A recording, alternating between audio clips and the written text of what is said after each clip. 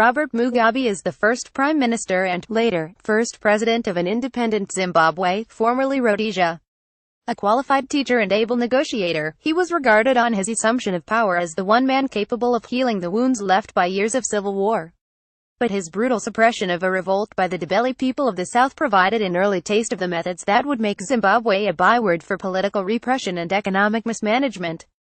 At 93, Mugabe is the oldest serving head of state and one of Africa's longest leaders. As the army took control of the state broadcaster, they said Mugabe is safe. In 1992, years before his first wife Sally D, aged 59, Mugabe married his former secretary Grace Morufu, 40 years his junior, in a tribal ceremony. Mugabe started his political career fighting against the white minority government of Ian Smith. He was detained for 10 years until 1974 before leaving for Mozambique, where he helped dictate the Zimbabwe African National Union's role in guerrilla warfare.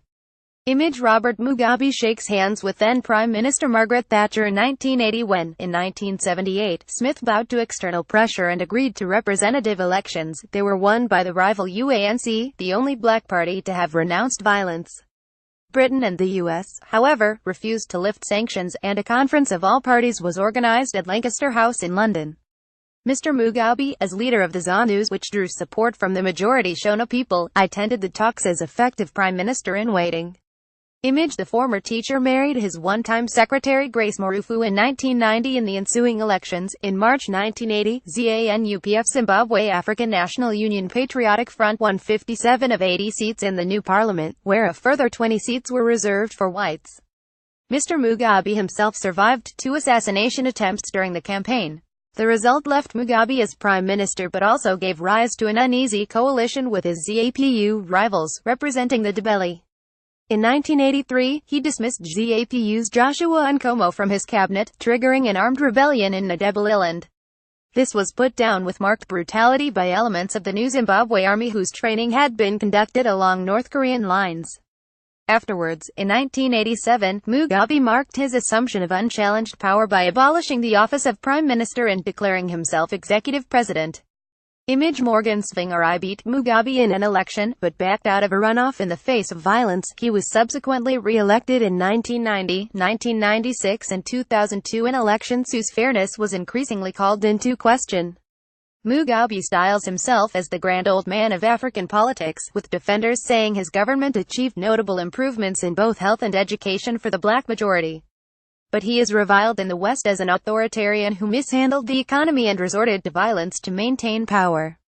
The country's economy collapsed under his rule, and massive imports of foreign aid were needed simply to feed the people as hyperinflation hit the country from the late 1990s.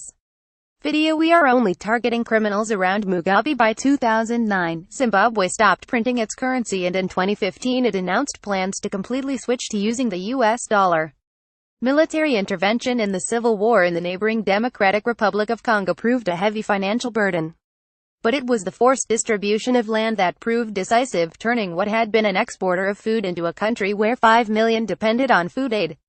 When Mr. Mugabe became prime minister, some 70% of arable land was owned by around 4,000 descendants of white settlers.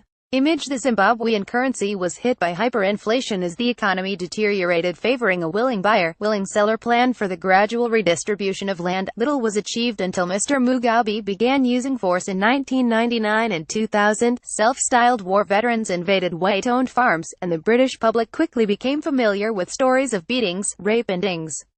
The farm invasions severely affected agricultural production, leaving much of the country's population lacking enough food to meet basic needs. In 2001, the Commonwealth suspended Zimbabwe's membership, and when this was extended 18 months later, Mugabe pulled his country out. The US, meanwhile, had imposed sanctions of its own, saying the situation in Zimbabwe endangered the entire southern African region. In 2004, the African Union openly criticized Zimbabwe's open violation of human rights, citing the arrest and torture of lawyers, journalists and MPs. Image War veterans arrived to seize control of Parklands Farm, west of Harare. In 2000, Mr. Mugabe has also been accused of using starvation as a conscious political weapon by denying food aid to those areas supporting the opposition.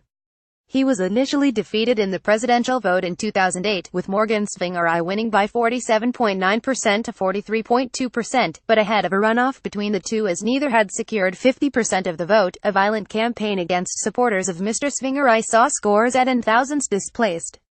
Mr. Tsvangirai pulled out of the runoff, and Mr. Mugabe was re-inaugurated despite strong international condemnation of the election. Mr. Mugabe won another presidential election in 2013, but the ballots were widely not considered free or fair, with claims of vote rigging and fears over violence. Zimbabwe, which has an unemployment rate of more than 90%, is due to hold elections next year, with Mugabe pledging to stand for office again.